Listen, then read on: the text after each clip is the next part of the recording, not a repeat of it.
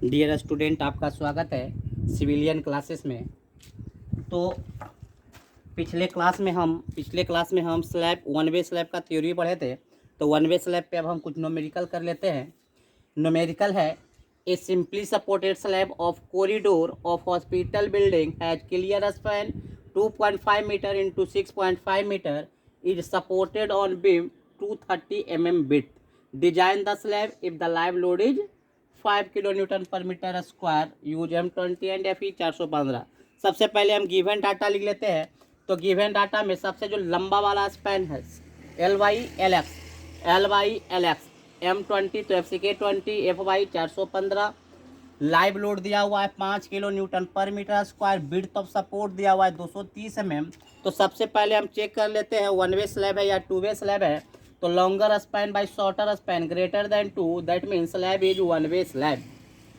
अब step by, जब हमको पता चल गया वन वे स्लैब है तो स्टेप बाय चलेंगे। एज्यूम इफेक्टिव डेप्थ हमको पता है, सिंपली सपोर्टेड बीम में 20, कैंटिलीवर बीम में 7 और कंटिन्यूस बीम में 26 मानते हैं। हम L/D बराबर 20 मान चुके हैं, तो D बराबर आ गया 125। L/20 125। कैपिटल D मतलब टोटल डेप्थ निकालने का भी फॉर्मूला पता है, effective depth plus clear cover plus 5/2। हम एज्यूम क्या किए हैं, क्लियर कवर बराबर 20 mm और 5 बराबर 10 mm। सर यही क्यों एज्यूम किए हैं, क्योंकि हमको पता है कि मिनिमम क्लियर कवर 20 mm होता है। ये हम आपको IS कोडल प्रोविजन में बताया है कि मिनिमम क्लियर कवर 20 mm और maximum diameter of bar use in slab 12 mm। तो 12 से हम कम ही माने हैं 10 mm। तो 10/2 हमको कितना निकल गया, 10/2 150 mm। तो तीनों जोड़े 150 mm। तो step 2, calculate effective length. Effective length आपको पता है, सिंपली सपोर्टेड के केस में L+D और L+ विड्थ ऑफ सपोर्ट में जो मिनिमम होगा निकाल लिए। Calculate the load, live load 5 kilo Newton पर मीटर स्क्वायर दिया हुआ था।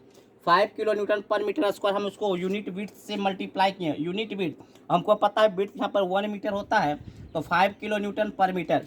फिर हम डेड लोड निकाले, गामा बी डी, तो 8.75 आ गया। हम फैक्टर लोड निकाले, 1.5 से मल्टीप्लाई किए, तो 13.125 किलो न्यूटन पर मीटर आ गया।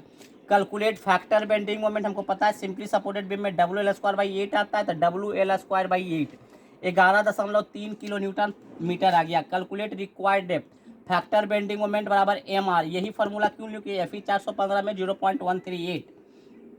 डी रिक्वायर्ड आ गया 64 mm। और हमें पता है कि देखिए डी एज्यूम्ड कितना था, डी एज्यूम्ड था आपका 125, 125 से कम आया, मतलब सेफ है। नेक्स्ट स्टेप, अब हम नेक्स्ट स्टेप पे जाएंगे।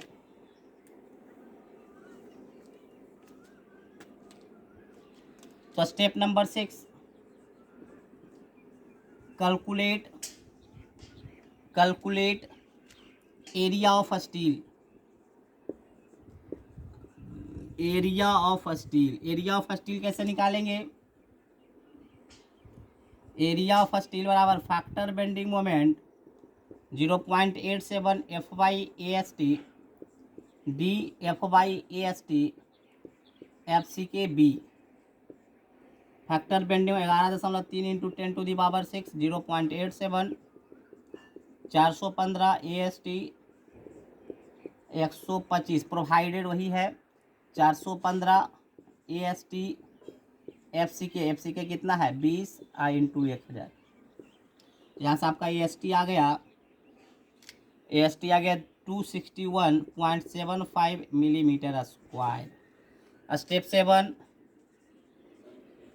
Check area of steel. तो मिनिमम परसेंटेज ऑफ स्टील हमको पता है H/SD है, तो 0.12%, तो भागा 100, B 1000, D capital D.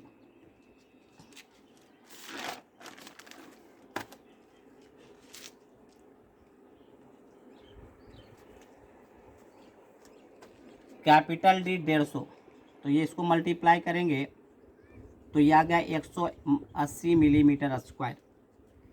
Maximum percentage of steel 4%, BD, तो ये आपका आ गया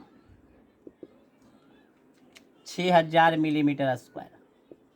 तो मिनिमम इतना होना चाहिए, मैक्सिमम इतना होना, मगर उसके बीच में है। तो ST मेरा कितना है मैक्सिमम से कम है और मिनिमम से ज़्यादा है, तो प्रोवाइड करेंगे AST, provide AST। Next step 8,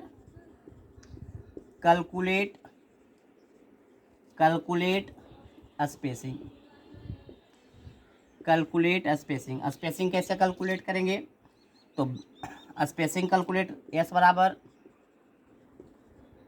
AST बटे AST 1000 π/4 इंटू 10 का होल स्क्वायर बटे प्रोवाइड की है 261,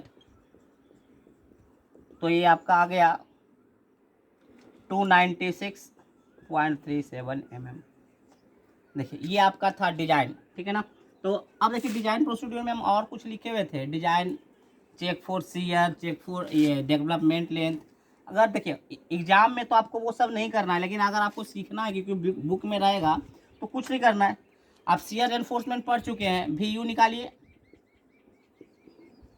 टॉ भी निकालिए, टॉ सी निकालिए, चेक कर लीजिए, जो आएगा तो डिजाइन कर दीजिएगा, ठीक है ना। उसी तरह से चेक फॉर डेवलपमेंट LD निकालिए और चेक कर लीजिए, ये आ रहा है कि नहीं, ठीक है ना। तो चेक फॉर सीयर और चेक फॉर रेनफोर्समेंट भी कर सकते हैं, डेवलपमेंट लेंथ। तो ये था एक न्यूमेरिकल। एक और न्यूमेरिकल करते हैं, एक और न्यूमेरिकल कर लेते हैं। देखिए क्वेश्चन है, अब एक चीज और, जैसे पिछला क्वेश्चन में कॉरिडोर दिया हुआ था 2.5 मीटर इंटू 6.5 मीटर। अगर एक ही लेंथ दिया हुआ रहे, मान लीजिए सिर्फ 2.5 मीटर ही दिया हुआ रहे, तो हमेशा 2.5 मीटर को LX मानकर आगे प्रोसीड कर देंगे। और कॉरिडोर हमेशा जब भी एक लेंथ दिया हुआ रहेगा और स्लैब लिखा हुआ रहेगा तो उसको 1 वे स्लैब लेकर आप एज्यूम करके चल सकते हैं, ठीक है ना। चलिए, determine the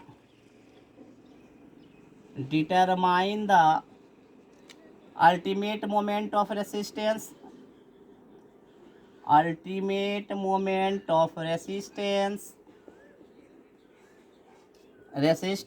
150 mm thick slab reinforced with 10 mm phi at 200 mm center to center spacing. The effective coverage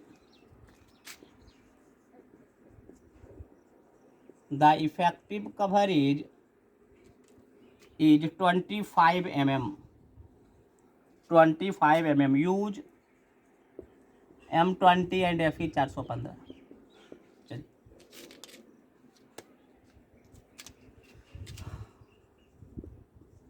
given data, एक स्लैब है जिसका टोटल थिकनेस 150 mm है, स्पेसिंग 200 mm है, फाई 10 mm है, इफेक्टिव कवर 25 mm है, M20 है, मतलब FCK 20 है और FY 415 है। चलिए, अब आपको इसमें चेक नहीं करना, जब भी 2 डायमेंशन नहीं दिया हो रहेगा तो आप क्या मान के चलिएगा कि आपका 1 वे स्लैब है। चलिए अब सिंपल हम डिजाइन करते हैं। तो सबसे पहले क्या करना है, हम बोले थे 1 वे स्लैब मतलब क्या है, एक सिंपल बीम है, सिंगली रेनफोर्स्ड बीम है। इसको क्या करना है, सबसे पहले मोमेंट ऑफ रेसिस्टेंस निकालना है। तो सबसे पहले XU मैक्स 415 है तो 0.48 D, 0.48 D नहीं दिया हुआ है तो D आप क्या कर लीजिएगा, कैलकुलेट कर लीजिएगा। D minus effective cover 150 minus 25 125, तो ये आपका आ जाएगा 60 mm। अब आप क्या निकाल लीजिएगा, दूसरा कैलकुलेट XU मतलब actual depth of neutral axis.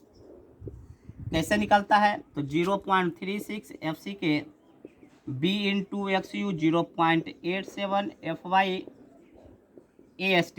अब देखिए 0.36 FCK 20 स्लैब के केस में B 1000 into X U 0.87 into 415। AST नहीं दिया हुआ, लेकिन हमको एक फार्मूला पता है, S बराबर 1000 AST बटे AST 1000। तो कैपिटल AST बराबर क्या हो जाएगा, तो 1000 पाई बाई 4 फाइव कितना दिया हुआ है 510 mm बटे 200। जब इसको कीजिएगा तो AST आपका आ जाएगा 392.69 मिलीमीटर स्क्वायर। तो आप यहाँ पे 392.69 रखिएगा, तो आपका XU आ जाएगा। XU आपका आ गया 19.69, जो कि आपका XU मैक्स से कम आ गया। ये आपका हो गया अंडर रेनफोर्स्ड सेक्शन। अब अंडर रेनफोर्स्ड सेक्शन में हम क्या कर देंगे, MR रख देंगे 0.87 FY/AST D minus 0.42 XU 0.87 415 AST निकाल चुके हैं 392। डी आपका हो गया 125 माइनस 0.42 XU हो गया आपका 19.69। जब आप इसको कैलकुलेट कीजिएगा तो ये आपका आ जाएगा 16.55 किलो न्यूटन मीटर। ठीक है, तो ये आपका था कुछ न्यूमेरिकल था आपका 1 वे स्लैब पर। अब हम करेंगे 2 वे स्लैब्स।